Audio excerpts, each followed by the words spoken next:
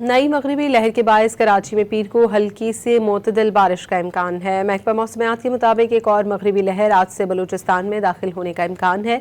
इसके ज़ेर असर 6 अप्रैल को कराची समेत सिंध के मुख्तलिफ अजला में बारिश हो सकती है। महकमा मौसमियात ने आज से 9 अप्रैल के दौरान मुल्क भर में तेज़ हवाओं और गरज चमक के साथ बारिश की भी पेशगोई कर दी। बलूचिस्तान, खैबर पख्तूनख्वा और गिलगित बल्तिस्तान में बारिशों और ज़ाराबारी की तवक्को है। पहाड़ी इलाकों में लैंडस्लाइडिंग और नदी नालों में तुग़यानी का खतरा है।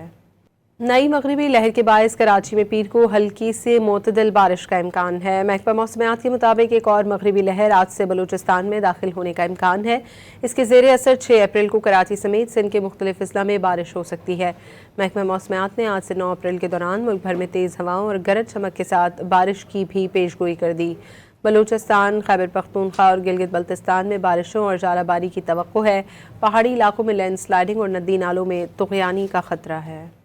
नई मगरबी लहर के बायस कराची में पीर को हल्की से मोतदल बारिश का इम्कान है। महकमा मौसमियात के मुताबिक एक और मगरबी लहर आज से बलूचिस्तान में दाखिल होने का इम्कान है। इसके ज़ेर असर 6 अप्रैल को कराची समेत सिंध के मुख्तलिफ अजला में बारिश हो सकती है। महकमा मौसमियात ने आज से 9 अप्रैल के दौरान मुल्क भर में तेज़ हवाओं और गरज चमक के साथ बारिश की भी पेशगोई कर दी। बलूचिस्तान, खैबर पख्तूनख्वा और गिलगित बल्तिस्तान में बारिशों और ज़ाराबारी की तवक्को है। पहाड़ी इलाकों में लैंडस्लाइडिंग और नदी नालों में तुग़यानी का खतरा है।